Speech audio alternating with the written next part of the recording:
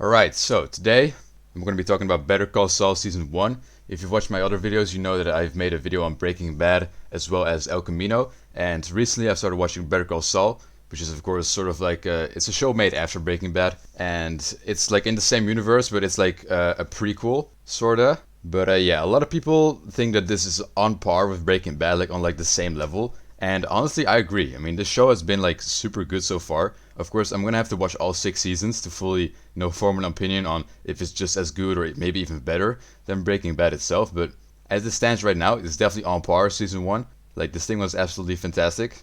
And if you haven't watched it yet, of course you should, bro. It's amazing. But you probably should first watch Breaking Bad. I don't know. It feels like the logical order of business to just first do Breaking Bad, then El Camino, and then this. I guess that's at least how I've done it, and how most people have done it. I think. But it's a very good show. And yeah, if you have watched Breaking Bad, and of course you know that this show is about the character Saul Goodman, and this show just goes more in depth in his history and how he got to the point in Breaking Bad, I guess, like where he was like that lawyer that helped him out, with his connections and stuff, how he became that person.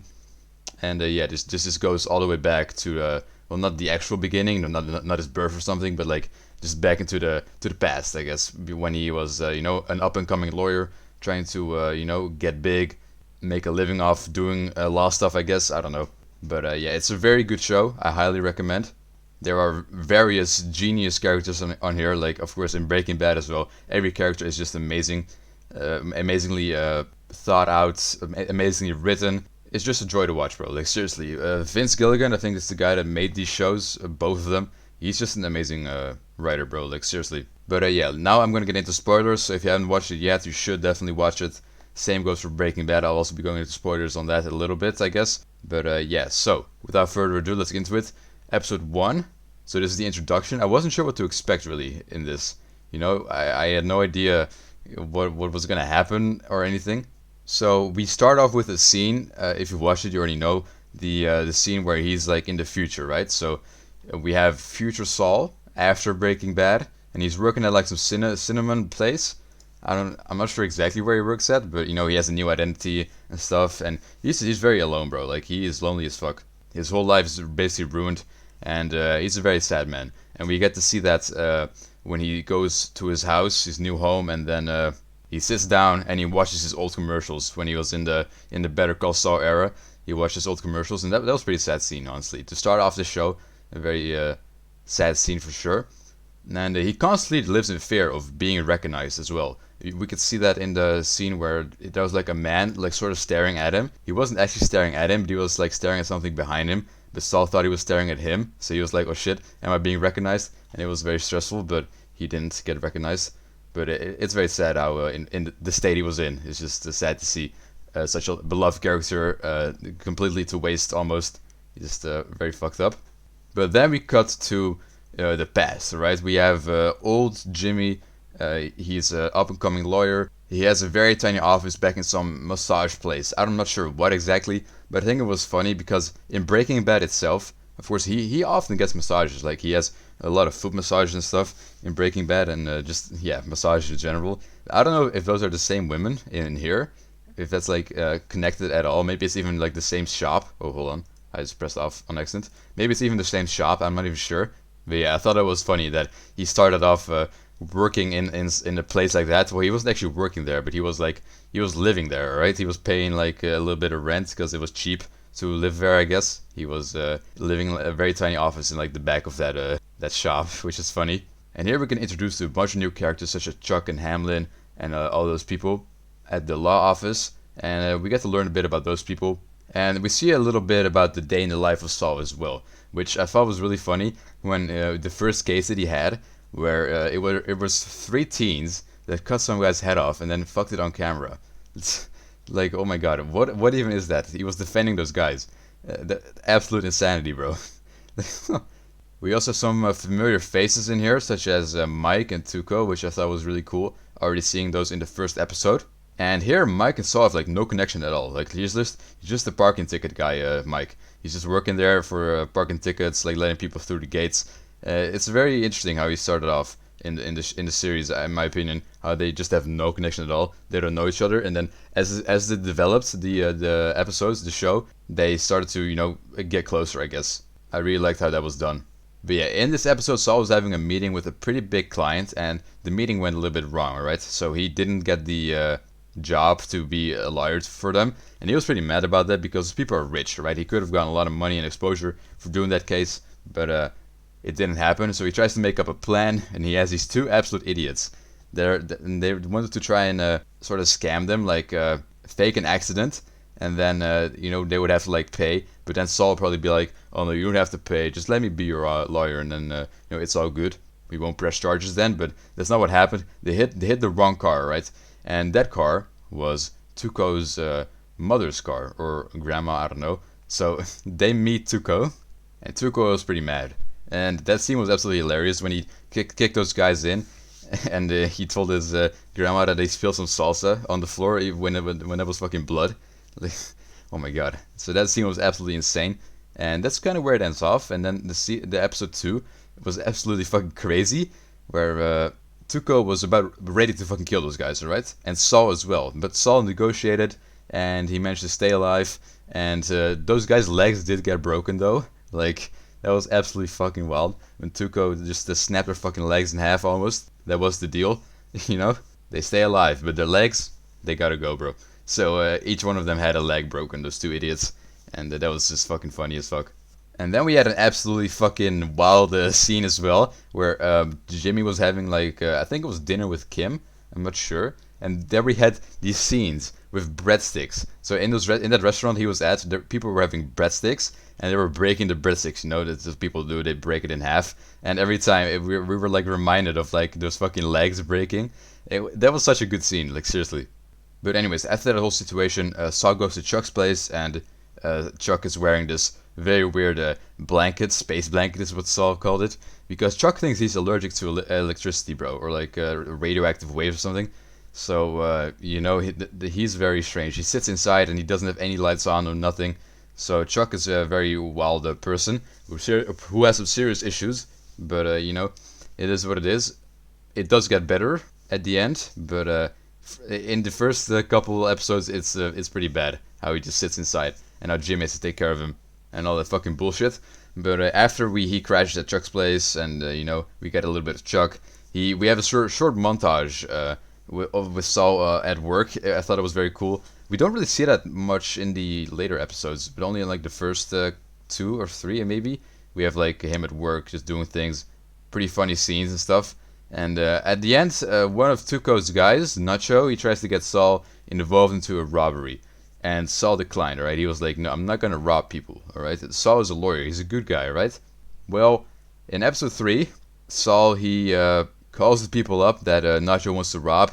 Those people are the clients that actually declined him in episode 1 as a lawyer, that he wanted to scam, but it didn't work out like that. And then he met Tuco and Nacho, of course, and all that stuff.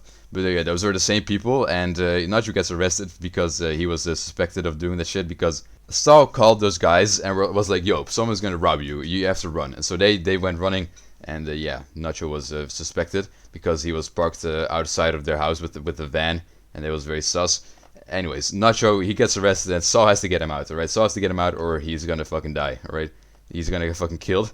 So Saul, he goes out of his way to prove his client's innocence by tracking down the family who were hiding nearby their home, and he actually finds the money as well that they supposedly stole. And he found them thanks to Mike. He actually had very nice character development that episode, from beefing with Saul about parking tickets to actually helping him out with stuff. So I really liked how that all played out. Now, episode 4, Nacho gets out, and Saul took some bribe money in the previous episode. So he wouldn't say anything about the money itself, because those people, they stole some money, and they're trying to hide the fact that they stole it. But people know, alright? People know, but there wasn't really any evidence. So Saul took a little bit of bribe money to fund his own business, I guess, and just stay quiet for those guys, so he wouldn't tell about the money. And he uses that money in like the best fucking way possible. He goes out and buys this fucking billboard to try and attack Hamlin's business. HHM is Hamlin's lawyer office. God damn, that was so fucking good. Just the idea itself, bro. Like, the fucking billboard, and then he had to take it down because Hamlin filed a complaint, and he had to take the billboard down, and they faked something. They faked like a stunt that someone was falling off the billboard, and then that Saul saved him.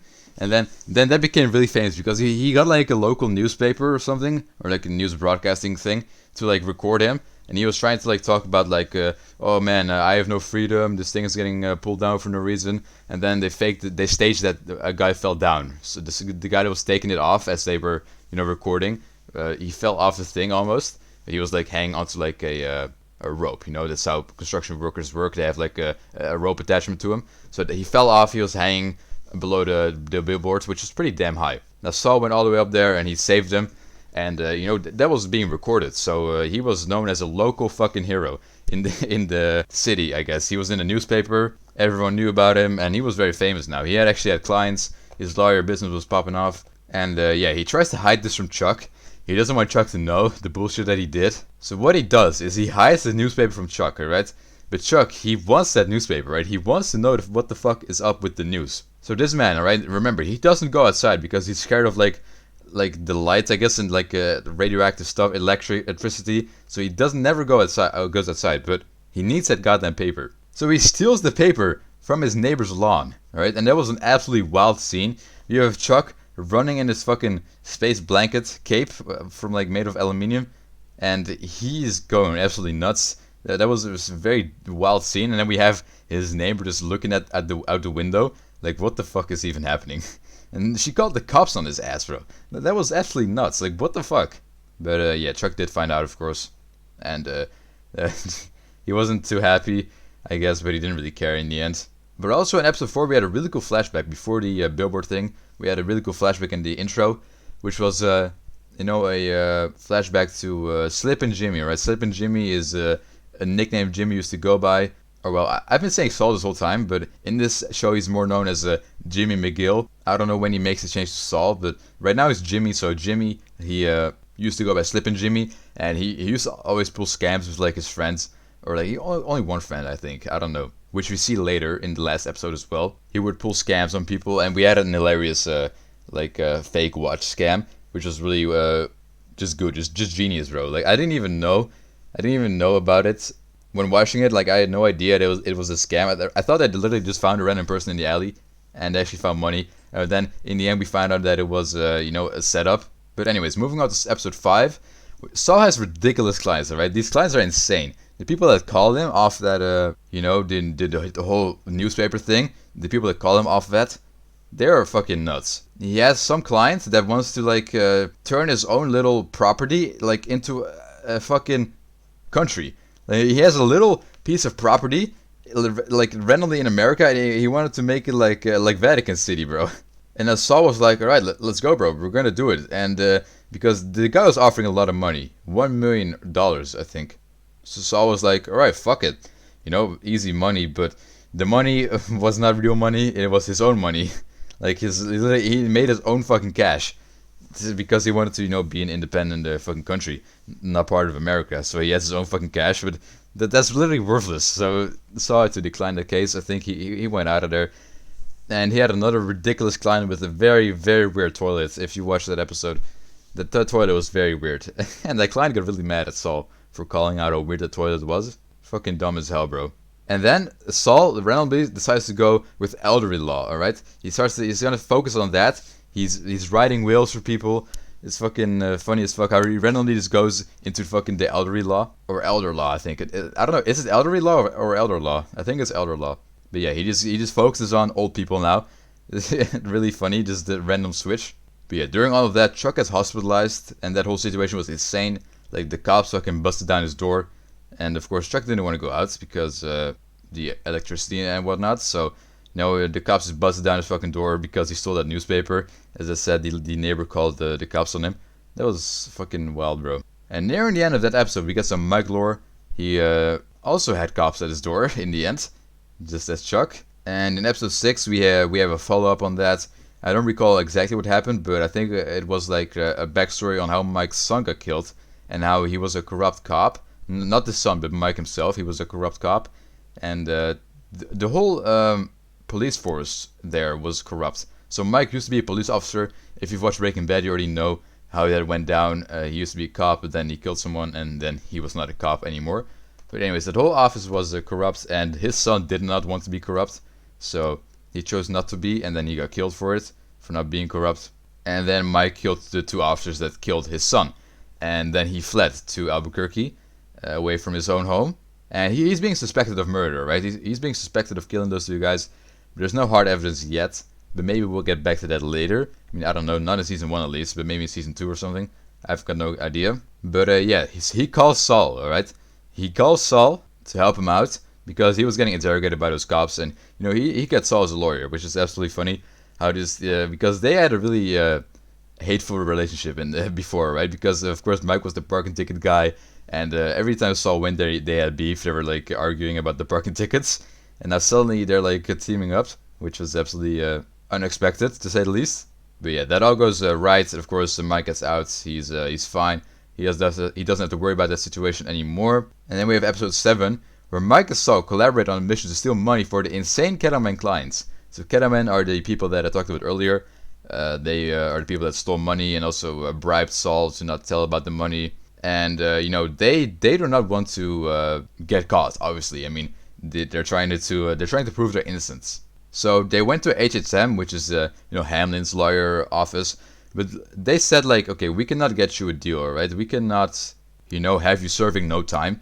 That those guys were gonna have to like take a deal to like only serve like a year or something in prison. But they didn't want that because then, we're guilty then if we do that. So they didn't want that. They're absolutely insane. So they went to Jimmy. They were now trying to get him. They declined him in episode 1. That now as HHM couldn't, do what they wanted, basically the impossible. You cannot get proven innocent from that. Like absolutely fucking wild. They stole 1.6 million, and they're caught, and they want to like somehow get like be innocent. Like no, it's impossible. So yeah, they go to Jimmy and they try to get him as a lawyer because the HSM couldn't, do what they wanted, and Jimmy can't either, bro. So Jimmy declines, and what he does is he steals their money. Together with Mike. And their plan to do this was absolutely genius. So of course, to steal money, you need to know where it is first. So the way they did this was they sprayed something onto the money. So they used Jimmy's bribing money, right? Saul's bribing money that he got from those people earlier.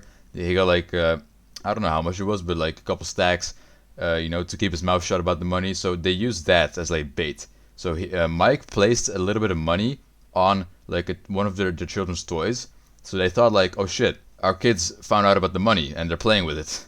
So on this money, as I said, he painted a little bit of like some sort of fluid, I guess, that you can see with ultraviolet light. So whenever the dad found the money and he grabbed it, he of course he put it back in the spot because he thought, our money is out, let's put it back to where it's supposed to be. And he does that, and then whenever they all go to sleep, Mike, he goes inside the house and he checks with a UV light, where that man has been touching doors and walls and stuff. So with that, he finds the spot where all the money is and he takes everything. And then they make a deal. I don't know exactly what happened. I don't remember, but basically he gave the money to HSM. Yeah, I remember. He gave the money to HSM, but the sad thing is that he had to put his own money as well. So he doesn't have the money anymore that they gave him because he had to hand it in as well, but with the other 1.6 million. Because if he didn't do that, the plan wouldn't work. Of course, the money would be incomplete. So, he had to hand it in himself. So now he's broke again. So yeah, Saul's dreams of getting a big office are ruined. He was actually planning that. He wanted to have a very big law office, but he had to hand in the money. So yeah, those dreams are gone. Maybe one time in the future he will manage to pull that off, but not this time. And he also hosts bingo in the fucking elderly place. He is at this like home for like old people doing shit to like try and win clients. As I said, he's focusing on elder law, so he's getting clients in the elderly home. I think that's how you call those things, where like just a place where old people get taken care of, right? Is that an elderly home? I'm not sure, but he's getting a lot of clients there. So he's the people's favorite there, and he hosts bingo, and he has a lot of wild advertisements there as well. But anyways, in the next episode 8, Saul starts beefing with that goddamn resident home. or a retirement home. It's a retirement home. It says right here. Yeah. Okay. So he starts beefing with him. All right. He finds out that the Sandpiper, which is the name of the retirement home, they've been scamming clients. They're taking their money. So, he's pretty mad about that. Like, damn, his clients are getting ripped off by that place, and that place is very big. So he starts up a case against these guys, and he partners up with Chuck. All right, they're working together on this case against Sandpiper, and it's a massive case, and it's pretty wild. I mean, Chuck is a lawyer, of course, but he had been off the job for quite a while due to his quote unquote sickness. But he's finally getting back into it. He was very excited about this project, so it was all looking very well. Meanwhile, Mike, he's getting into the business as well, with like the drug dealer business, I guess, sort of. There's like a sort of a coloration there between Mike and Saul a little bit, like the businesses collide. Not yet in episode 8, but in episode 9. But yeah, Mike starts doing jobs because his daughter-in-law needs money. And I mean, we also see that in Breaking Bad, right? Basically, the reason why Mike was in the business was to get money for his granddaughter, which he's also, doing here then. Making money for his daughter-in-law to then provide for the granddaughter. And we also have some backstory here on Saul, that he went to law schools in secret. Like, no one knew about it, that he was going to law school, maybe a few very close friends, but he basically kept it quiet for like years. And he did it to surprise Chuck, I guess. He wanted Chuck to be proud of him. So Saul was working at HHM, which is Chuck and Hamlin's company. And he was working there as like, someone that did, I don't know what, but he like delivered news, I guess, like papers to people. He wasn't an actual lawyer, but he wanted to be. So yeah, he grinded out school, but it was a very lame school, I guess. It wasn't really that serious of a school. It was also like half online or something. So, he wanted to get hired, but Hamlin wasn't convinced, right? Hamlin told him, no, all right, we're not doing it. So, Jimmy was very sad about that, and I guess that's where the beef kind of started between Hamlin and Saul. I'm not sure, but it does seem to, trace back to that moment right there. But anyways, episode 9, this episode is hilarious, right? We have one of my favorite characters here. This man right here, Daniel Wormald. This guy is an absolute idiot, bro. But he's really funny at the same time, though. I mean, oh my god, this guy is absolutely nuts. He might be my favorite side character, at least so far into Better Call Saul. But yeah, this guy is just an absolutely amazing character. He's a nerdy pharmaceutical guy, and Mike, does a job for him. It was supposed to be a 3-man job. This guy, he was doing a deal with Nacho, which is where the paths cross, as I said. They collide, because Saul knows Nacho, and now Mike knows Nacho as well. But yeah, this guy was like providing pharmaceutical things for Nacho, and he wanted someone there in the deal to keep him safe. And so he hired 3 fucking people. But Mike, he got into a little argument with one of the other 2 guys, and then he scared the other guy away as well. So, it ended up being Mike alone. But it went smooth. So, Mike did his job right, and this guy was, happy, I guess. Happy that the deal went well. And yeah, so in this episode, Chuck wants to transfer the Sandpiper case to HHM. So Jimmy does not want that, of course. And, it gets rough here, right? It gets very rough. Because eventually they do go there. They do, they have a meeting. And they do agree to transfer the case to HSM. But here we have something, alright? So Saul was expecting to go and work there, right? He was expected to keep working on the case, but no. He was going to get kicked off the case if it was going to go to HSM. So he was like, hell nah, bro. Hey, ain't no way, bro. We're not letting that happen. I'm keeping the case to myself. And here he learns something, alright? I'm not sure if this happens in episode 9 or episode 10. I think in episode 9 still. He finds out that back when Hamlin didn't hire him, that was not Hamlin's idea. It was Chuck's idea. Chuck does not consider Jimmy a real lawyer. And that's the same thing that happened here with the case of Sandpiper. Chuck was the one that did not want him on the case, alright? So Chuck is trying to kick him off the case so he can work on it with himself and his own team at HSM without Jimmy. And that was just really sad, bro. Like, all Jimmy's life, he's been trying to make Chuck proud. And now his heart is fucking broken, alright?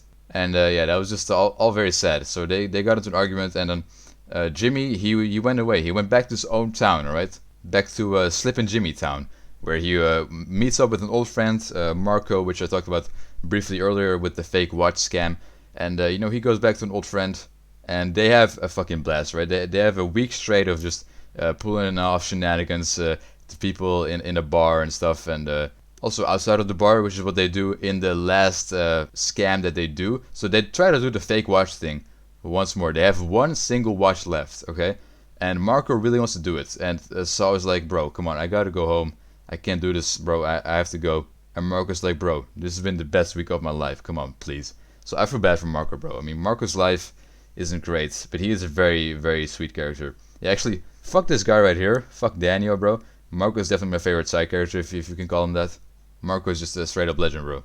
But yeah, so they eventually they do the watch scam one more time, but it goes wrong, right? Marco dies, and not he didn't get killed or something, but he dies of a heart attack, which is sad. I don't know if he had like issues, known issues or something, but suddenly he's just dead. And meanwhile, Chuck is learning to survive without Jimmy. He's getting help from HSM with all his deliveries, because he doesn't go outside, so he needs someone to help him, fucking survive. But yeah, Chuck does seem to miss Jimmy. It shows in certain scenes. He's feeling kind of lonely without him. But here, Saul has a big job opportunity, okay? So he can go work for a different law office called Davis and Maine, which actually collaborated with HHM on the Sandpiper case. So that case is really massive, right? But Davis and Maine wants Jimmy. And he was ready for it, bro. He was very hyped about it. He was like, yeah, let's go. I'm going to work there. But then suddenly, he doesn't. He walks back to his car and he drives off into the distance. And that's where it ends. Season 1. And man, once again, a phenomenal season. I fucking loved every minute of it. And I've already started season 2, alright? And let me tell you, it has been very great so far. I'm 2 episodes in right now. And, it's only getting better. So if you are interested in seeing me talk about season 2 later down the line and other seasons as well, then, make sure to subscribe and shit. I'll be talking about it whenever I finish it. And, yeah, season 1, Better Call Saul. Fucking fantastic, bro. Like, seriously, this has been a very, very good show. Definitely on par with Breaking Bad. I'm not sure which one I like more, actually. Like, it's very tough to say. But, I'll have to see as I finish the other seasons up as well which one I like more. But, yeah, hope you enjoyed this video. And, yeah, see ya.